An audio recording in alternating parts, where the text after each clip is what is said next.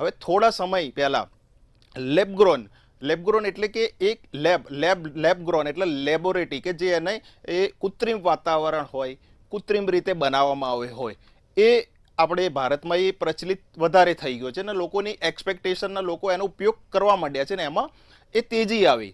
હવે આપણે એક જ ઉદાહરણ આપું કે કદાચ એક્સ એમાઉન્ટ હોય કે ભાઈ 10 રૂપિયાની આપણી કોઈ વસ્તુ છે કે 1 કરોડનો હીરો મળતો હોય, રિયલ ડાયમંડ કે જે રિયલ હોય કે જે ખાણોમાંથી લાયો હોય, એ કૃત્રિમ વાતાવરણ હોય, વર્ષોથી હોય અને એને રફ કરીને એને પોલિશિંગ કરે તો એ કરોડોનો થાય.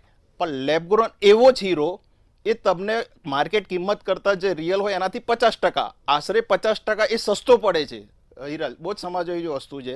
અને લોકો રિયલ ડાયમંડ ખરીદી ના શકે, કદાચ બધાની એવી પહોંચ ના હોય, પણ એ લેબગ્રોનમાંથી જે લેબમાંથી જે પાસ થયેલો હોય કે જે એને કૃત્રિમ રીતે એને પોલિશિંગ કરેલો હોય, થોડા સમય પહેલાં એવું હતું કે 28 દિવસમાં એ બનતો હતો. પણ હવે કોરિયાની ટેકનોલોજી પ્રમાણે જાણવામાં તાજ્જુબ થશે કે 20 મિનિટમાં હીરો તૈયાર થાય છે લેબમાં. એના